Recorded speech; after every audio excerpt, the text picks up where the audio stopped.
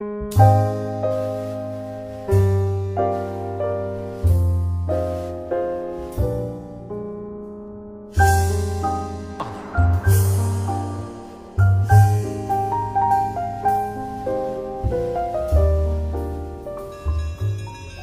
la première fois qu'une équipe de télévision belge pénètre dans ces galeries creusées par l'homme. C'était au XVe siècle une cathédrale de tuffeau, témoin d'une activité aujourd'hui révolue. Ceux qui sciaient le tuffeau, on les appelait les bloqueteux. Cet escalier que les Flamands appellent un grate, ça vient du latin gradus, donc escalier, ça revient en fait au passage des bloqueteux qui descendaient par là pour venir plus rapidement à leur lieu de travail, pour ne pas devoir faire un détour de parfois 3/4 d'heure, 1 heure par les galeries latérales, quoi. Parce que le site est immense, 85 km de galeries, le Groteberg est un livre ouvert sur la mémoire des cultures, des hommes et des civilisations passées ici. Des empreintes immuables matérialisées par des centaines et des centaines de témoignages gravés.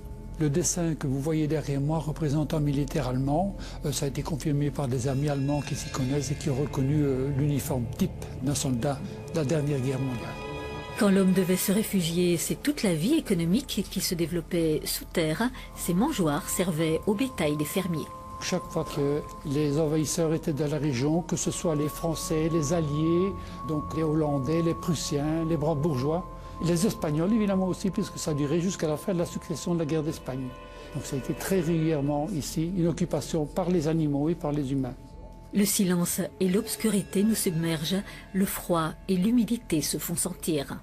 On a une moyenne de 10 à 12 degrés, donc 10 degrés en hiver, 12 en été, à partir de quelques centaines de mètres du cavage, donc de l'entrée de la grotte. Des conditions qui ont favorisé l'émulation des producteurs de champignons dès la fin du XIXe siècle.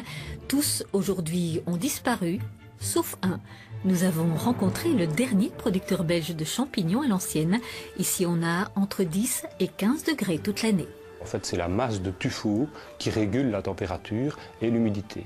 Quand il y a un surplus d'humidité, la masse de tuffeau pompe, je veux dire, le surplus d'humidité et enlève ce qu'il y a de trop. Et quand il ferait trop sec, la masse de tuffeau rend l'humidité. Ce qui fait qu'on a toujours une humidité constante dans la grotte. Et le champignon de Paris, la garrigue-bras, trouve ça très bien. Dans les galeries avec son halo de lumière, Eugène voudrait tout voir en même temps. Avant l'homme, il y avait les océans, des fossiles comme ceux-ci, Eugène en possède des dizaines. Nous sommes bien dans une mine d'or géologique qui craint plus les éboulements que les intempéries. Il n'y a pas grande différence entre les jours de pluie et les autres jours parce qu'en fait, il y a peu d'eau qui descend directement dans la carrière, sinon par les ouvertures pratiquées en surface, quoi. Au bout d'une allée, un autre labyrinthe de roches friables nommé le Trou-Loulou, une autre mémoire du temps. Marie-Thérèse en est aujourd'hui la propriétaire. Elle a connu les lieux il y a bien longtemps. Moi, j'ai passé quelques jours ici dans la grotte en tant que bébé. Et puis après, on est partis, nous, dans la cave chez mes grands-parents. Oui, c'était pendant la guerre, oui.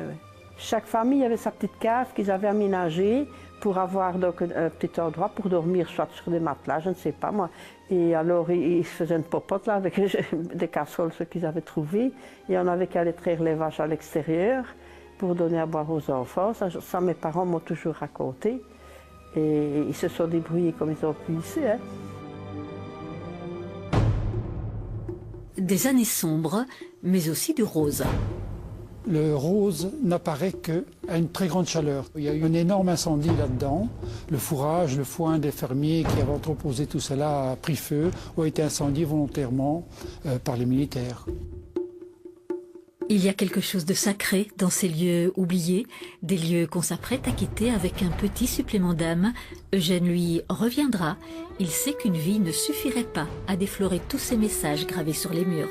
J'ai découvert une date là-bas que je ne connaissais pas, qui est plus ancienne que celle que je connaissais jusqu'à présent, 1524.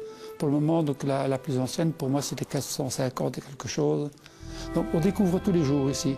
Le 19e siècle signera le déclin du tuffeau au profit de la brique. Un patrimoine inouï restera dans l'ombre, mais pour nous, il est devenu inoubliable.